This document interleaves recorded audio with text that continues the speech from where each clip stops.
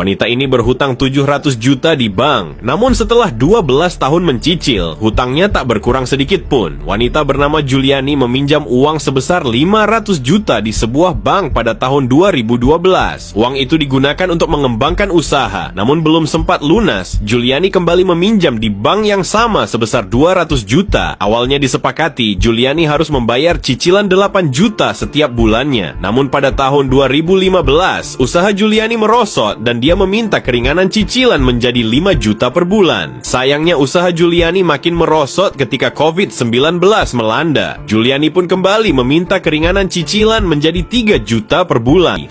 Saat Juliani membayar cicilan 8 juta, rinciannya adalah 4 juta untuk membayar pokok hutang dan 4 juta untuk membayar bunga. Jadi saat Juliani cuma membayar cicilan 3 juta per bulan, dia sebenarnya hanya membayar bunganya saja. Sementara hutang pokoknya tidak berkurang. Hutang Juliani pun semakin membengkak karena bunganya yang terus bertambah. Banyak orang ketakutan karena gagal bayar pinjaman online, bahkan sampai diancam akan dipenjara. Bagi sebagian besar masyarakat awam, mungkin banyak yang bertanya-tanya, bingung dan takut terkait pinjaman online yang tersendat bahkan sampai gagal bayar karena perkembangan perekonomian di zaman sekarang yang tidak pasti dan menentu. Bahkan hasil yang diperoleh dari para pelaku usaha jauh dari target yang diperkirakan. Banyaknya isu dan teror dari para debt collector terkait pinjaman online sangat meresahkan, bahkan ada yang mengancam dan menyebarluaskan identitas si peminjam ke khalayak umum. Tapi, apakah benar gagal bayar utang pinjol bisa bikin kamu masuk bui? Tonton sampai akhir video supaya kita semua tahu dan mengerti hukum atas gagalnya kita membayar hutang pinjol. Ibu jangan bicara seakan-akan saya datang saya minta duit ibu, enggak.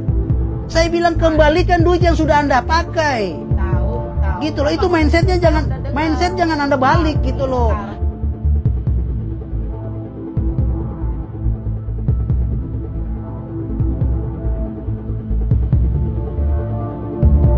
Orang boleh menilai kita biasa menggunakan kekerasan, tapi pembuktiannya kan nggak ada. Cuma karena orang lihat kita punya perawakan, orang lihat kita punya cara, orang lihat kita punya fisik, orang udah takut. Coba kalau bikin pendekatan buat sangat baik, sangat baik.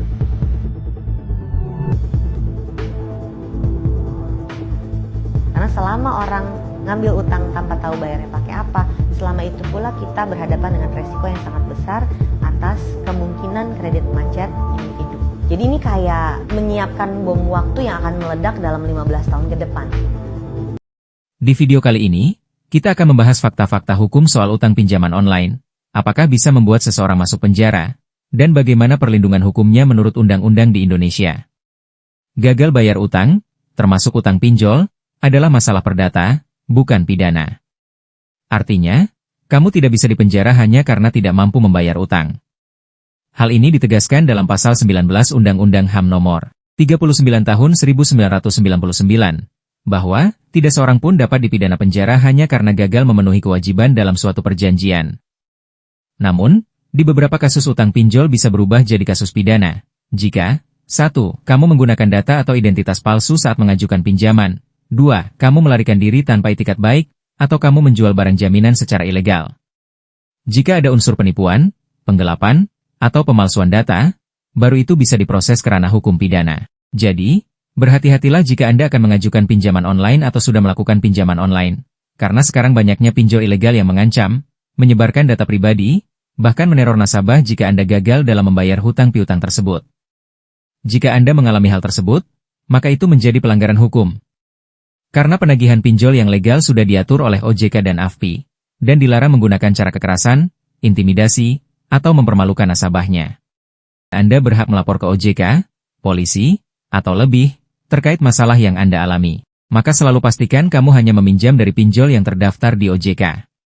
Pinjol ilegal bisa menyalahgunakan datamu, dan ancaman mereka sering tidak berdasarkan hukum. Jadi kesimpulannya, gagal bayar pinjol tidak membuat kamu dipenjara, sebagaimana yang ditegaskan dalam pasal 19 Undang-Undang HAM nomor 39 tahun 1999.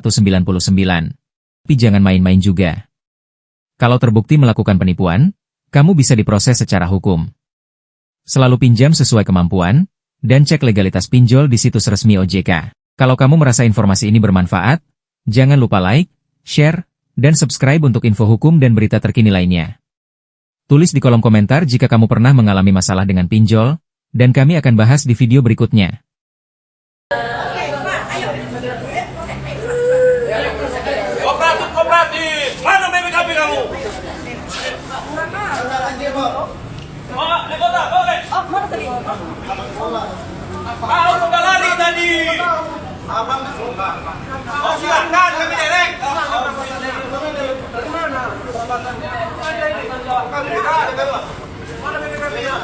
Oke, dari video itu kita bisa melihat ada upaya penarikan paksa oleh debt collector.